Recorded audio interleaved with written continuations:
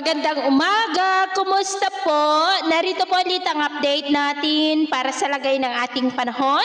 Ngayong umaga po ng February 12, 2025. Sa ngayon po ay nabuo na ang unang bagyo ngayong taon ng 2025 dito po sa may West Pacific. Ngunit nasa labas na po yan ng ating area of responsibility at papalayo na po. Easterlies ngayon ang dominanteng hangin na umiihip sa malaking bahagi ng ating bansa mula silangan ng Southern Luzon, Visayas at Mindanao. Ang amihan po ay bahagyang humina ang lamig nito pero nakakaapekto pa rin sa ilang bahagi ng Northern Luzon at Central Luzon. At sa ating long-range forecast, maliban sa posibleng pamumuo ng mga low pressure area ay wala naman pong bagyo na namamataan na tatawid po sa ating kalupaan for the next 2 weeks. At sa lagay ng ating panahon, ngayong madaling araw ay may mga isolated rain sa ilang bahagi ng Cagayan Valley, lalo na po sa mga lugar na nakaharap sa Pacific Ocean, ilang bahagi ng Cordillera, Quezon, Camarines Sur, Catanduanes, Sorsogon, ilang bahagi ng Oriental Mindoro, Eastern Samar, Leyte, Holosulu, Zamboanga Provinces, Lanao del Norte, Caraga, Davao Region at ilang bahagi po ng Sorsogon.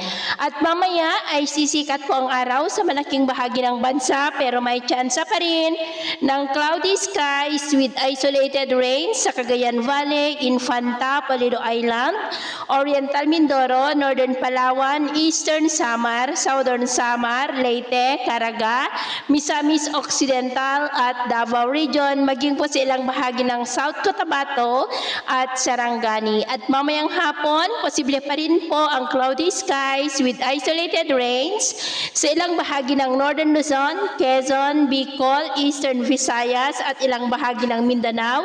Kaya mag-ingat po tayo sa posibleng banta pa rin ng mga pagbaha at pagguho ng lupa. At sa atin naman po mga baybayin, maalon po ngayon sa buong seaboard ng silangan ng ating bansa kasama po mga baybayin ng Babuyan Islands at Batanes na ang mga alon dyan ay posible po na aabot hanggang sa 1.5 to 2.8 meters height. Kaya hanggat maaari po, iwasan na muna natin ang papalaot dyan sa mga may kulay pula para mas makaiwas sa mga sakunang pangkaragatan.